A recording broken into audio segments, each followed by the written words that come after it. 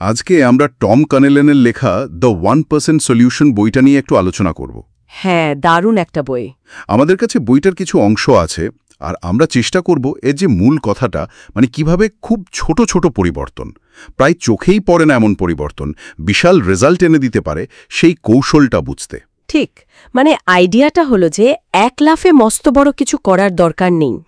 প্রতিদিন জাস্ট একটু একটু করে ভালো হওয়া, ধরুন মাত্র 1%। মাত্র 1%? শুনতে তো খুবই কম লাগে। হ্যাঁ, শুনলে কম মনে হয়, কিন্তু এর আসল পাওয়ারটা অন্য জায়গায়। এই ছোট ছোট উন্নতিগুলো সময়ের সাথে সাথে মানে চক্রবৃদ্ধি হারে বাড়ে। ও আচ্ছা, কম্পাউন্ড ইন্টারেস্টের মতো। অনেকটা তাই। আর শেষে গিয়ে দেখা যায় অন্যদের চেয়ে অনেকটা এগিয়ে গেছেন। একটা বড় কম্পিটিটিভ অ্যাডভান্টেজ তৈরি হয়। ইন্টারেস্টিং।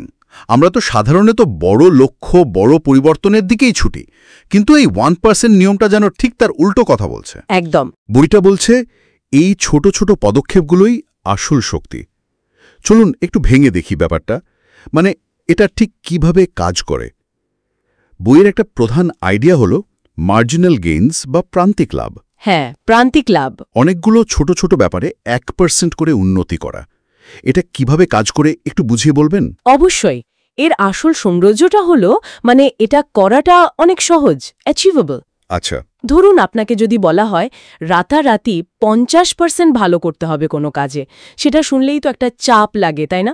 হয়তো অসম্ভবও মনে হতে পারে। ঠিক। কিন্তু যদি বলা হয় শুধু 1% উন্নতি করতে, সেটা অনেক সহজ শোনায়। যেমন কাস্টমার সার্ভিসের কোনো একটা ছোট দিক, বা ধরুন টিমের মধ্যে যোগাযোগের একটা ব্যাপার, অথবা নিজের কোনো একটা স্কিল। এই জায়গাগুলোতে 1% পরিবর্তন আনা কিন্তু তুলনামূলকভাবে সহজ, আর এটা চালিয়ে যাওয়াও সম্ভব। বুঝেছি।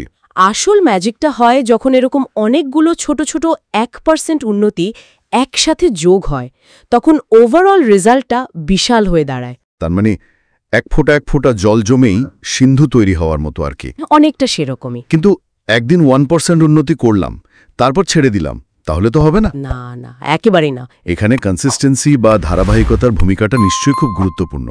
আমার তো মনে হয় প্রতিদিন এই সামান্য উন্নতিটা ধরে রাখাটাই আসল চ্যালেঞ্জ। একদম ঠিক পয়েন্ট। ধারাবাহিকতা এখানে মূল। মানে এটা স্প্রিন্ট নয়, এটা একটা ম্যারাথন।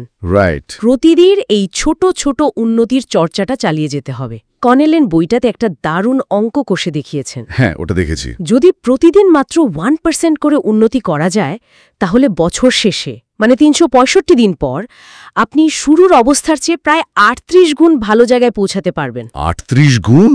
এটা তো অবিশ্বাস্য। হ্যাঁ, 1.01 টু দি পাওয়ার 365 করলে যা আসে, মানে প্রায় 37.78, এটাই হলো চক্রবৃদ্ধি প্রভাবের শক্তি। ওয়াও। শুরুতে হয়তো পরিবর্তনটা বোঝাই যায় না, কিন্তু একটা সময়ের পর এর গ্রোথটা হয় মানে এক্সপোনেনশিয়াল। ধৈর্য ধরে লেগে থাকতে হয় শুধু। ভাবতেই অবাক লাগছে যে এত ছোট একটা পরিবর্তন জমে জমে কোথায় নিয়ে যেতে পারে। বইটাতে একটা র্যাকেট বল খেলার গল্প আছে না? ওটা আমার বেশ মনে ধরেছিল। হ্যাঁ হ্যাঁ, র্যাকেট বলের গল্পটা খুব সহজে ব্যাপারটা বুঝিয়ে দেয়। ঠিক, গল্পটা খুব ভালো উদাহরণ।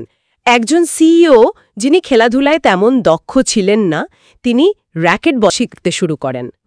তার কোচ কিন্তু প্রথম দিনেই তাকে সব শেখাতে যাননি, মানে একেবারে সব নিয়ম, সব কৌশল একসঙ্গে নয়। আচ্ছা। তিনি খেলার খুব ছোট ছোট দিকের উপর জোর দিয়েছিলেন। এই ধরুন, র্যাকেটটা ধরার অ্যাঙ্গেলটা একটু পাল্টে দেওয়া, ওকে, বল মারার সময় পায়ের পজিশনটা হয়তো 1 ইঞ্চি সরানো, ফলো থ্রুটা আরেকটু স্মুথ করা, এই রকম সব 1% উন্নতি। মানে খুবই ছোট ছোট অ্যাডজাস্টমেন্ট। একদমই তাই। আর ফলাফল খুব অল্প সময়ের মধ্যেই সেই সিইওর খেলার মান অনেক বেটার হয়ে গিয়েছিল। তিনি নিজেও অবাক, অন্যরাও অবাক, কারণ প্রতিটি ছোট ধাপে তিনি কমফর্টেবল ছিলেন। তার মানে কি এই দাঁড়াচ্ছে যে আমরা আসলে অনেক সময় বড় লক্ষ্যের দিকে তাকিয়ে ভয় পেয়ে যাই, বা কোথা থেকে শুরু করব বুঝতে পারি না। হ্যাঁ, এটা হয়। কিন্তু এই অ্যাপ্রোচটা বলছে গোলের চেয়ে বেশি ফোকাস করা উচিত সেখানে পৌঁছানোর পথে, মানে প্রসেসটার উপর, প্রতিটি ছোট স্টেপের উপর। একেবারে তাই। ফোকাসটার রেজাল্টের চেয়ে প্রসেসের ওপর নিয়ে আসা।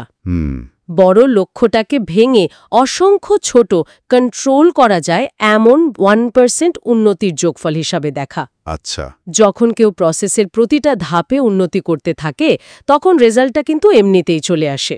এটা শুধু ভয় কমায় তাই না? হ্যাঁ। প্রতিদিন ছোট ছোট সাকসেসগুলো, ওই যে 1% উন্নতি করলাম, এটা কিন্তু সামনে এগিয়ে যাওয়ার জন্য দারুণ মোটিভেশন দেয়, আত্মবিশ্বাস বাড়ে। এটা তো দারুণ একটা ব্যাপার। আচ্ছা, এই যে 1% নিয়ম, এটা কি শুধু ব্যবসা বা খেলার ক্ষেত্রেই চলে, নাকি আমাদের জীবনের অন্যান্য দিকেও এটা কাজে লাগানো যায়? একেবারেই না, শুধু ব্যবসা বা খেলায় নয়। এটাই তো এই কনসেপ্টের সবচেয়ে বড় শক্তি। এর অ্যাপ্লিকেশনটা প্রায় ইউনিভার্সাল। তাই নাকি? যেমন ধরুন লিডারশিপ, আপনার নেতৃত্ব দেবার ধরনে 1% উন্নতি, বা সেলস টেকনিকের কোনো একটা ছোট অংশে 1% পরিবর্তন, টিমের কাজের প্রসেসটা 1% মসৃণ করা, কাস্টমার সার্ভিসে 1% বেশি আন্তরিকতা দেখানো, পার্সোনাল প্রোডাক্টিভিটি বাড়ানোর জন্য কোনো একটা অভ্যাসে 1% বদল আনা। আচ্ছা, ব্যক্তিগত জীবনেও? অবশ্যই। নতুন কোনো ভাষা শিখছেন বা বাদ্যযন্ত্র বাজাচ্ছেন, প্রতিদিন 1% এক্সট্রা চেষ্টা। স্বাস্থ্যের জন্য ডায়েট বা ব্যায়ামে 1% পরিবর্তন। এমনকি সম্পর্কের ক্ষেত্রেও কমিউনিকেশনের ধরনে 1% বেশি মনোযোগ দেওয়া। ওয়াও, তার মানে জীবনের প্রায় সব ক্ষেত্রে এটা অ্যাপ্লাই করা যায়। হ্যাঁ, মূল কথাটা হলো যেখানে আছেন সেখানেই থেমে না থাকা, বরং অ্যাক্টিভলি কন্টিনিউয়াস ইমপ্রুভমেন্টের চেষ্টা করা। কারণ চারপাশে সবকিছুই তো পাল্টাচ্ছে, তাই না? স্থির থাকা মানে পিছিয়ে পড়া। তাহলে পুরো আলোচনার সারমর্ম যদি করি, ব্যাপারটা দাঁড়াচ্ছে যে অসাধারণ সাফল্য আসলে হঠাৎ করে আকাশ থেকে পড়ে না। না, বিলকুল না। বরং এটা হলো প্রতিদিন খুব সাধারণ কিছু কাজ, কিছু ডিসিপ্লিন নিয়ম করে দিনের পর দিন পালন করার ফল। একদম তাই। বইটা আমাদের এটাই মনে করিয়ে দেয় যে ছোট কিন্তু নিয়মিত চেষ্টার মিলিত শক্তিটা অকল্পনীয় হতে পারে। এটা কিন্তু কোনো অবাস্তব স্বপ্ন দেখানো নয়। এটা সাকসেস অর্জনের একটা খুবই প্র্যাকটিক্যাল, খুবই বাস্তবসম্মত পথ। আমাদের শেখায় যে বড় স্বপ্ন দেখুন, কিন্তু সেই স্বপ্নে পৌঁছানোর জন্য প্রতিদিনের ছোট ছোট স্টেপগুলোই সবচেয়ে জরুরি। আজকের আলোচনা থেকে পাওয়া এই আইডিয়াটা সত্যি ভাবনার খোরাক যোগায়। শেষ করার আগে আমাদের শ্রোতাদের জন্য একটা ছোট্ট প্রশ্ন রেখে যাই তাহলে। অবশ্যই। আমরা কি নিজেদের কাজ বা জীবনের এমন কোনো একটা খুব ছোট দিক খুঁজে বের করতে পারি যেখানে কাল থেকেই, মানে সচেতনভাবে 1% উন্নতি শুরু করা যায়? সেই প্রথম খুব ছোট পদক্ষেপটা কি হতে পারে? এটা নিয়ে ভাবা যেতে পারে।